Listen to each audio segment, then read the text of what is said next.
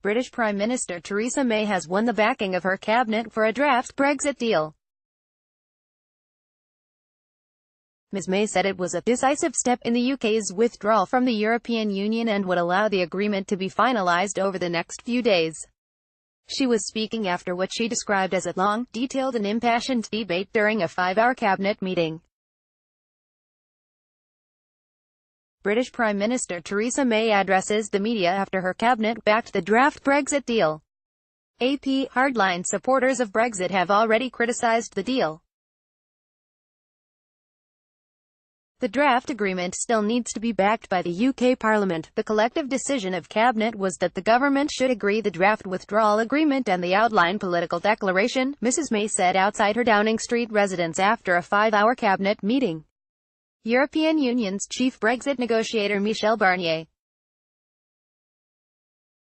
AAP, Ms May called a special cabinet meeting after negotiators from Britain and the European Union broke a months-long logjam and reached agreement on divorce terms, including a plan to keep the border between Ireland and Northern Ireland open after Brexit.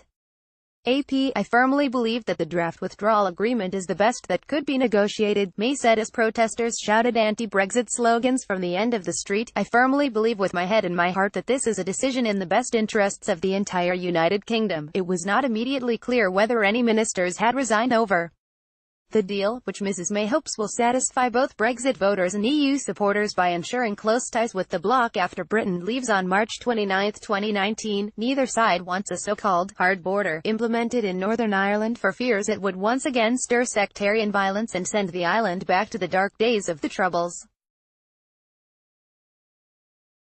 Getty, the 585-page draft agreement has been published and sets out future EU-UK relations.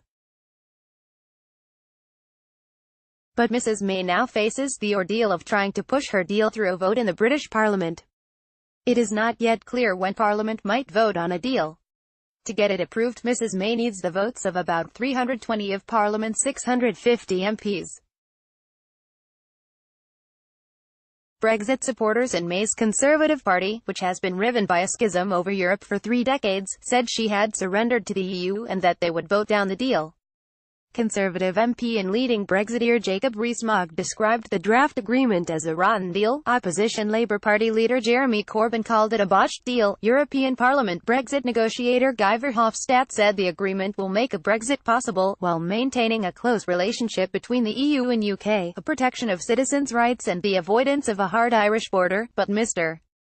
Rees-Mogg told the BBC it was a pretty rotten deal, keeping the UK in the EU's customs union and splitting up the UK. Before May's statement, the BBC's political editor said anger among Brexit-supporting Conservative legislators in her party was so high that it was likely they would call on Thursday for a vote of no confidence in her leadership of the party.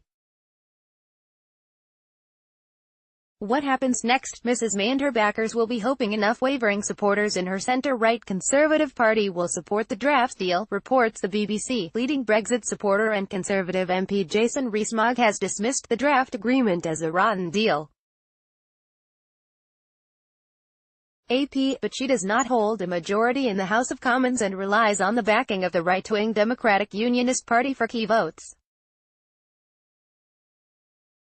They have already declared its MPs will vote against the draft agreement, saying it will lead to the breakup of the United Kingdom. If Mrs May loses the vote, she could attempt to renegotiate the deal with the EU. But many expect her prime ministership to end and a new government to be formed. Copyright 9 Digital Tie Limited 2018.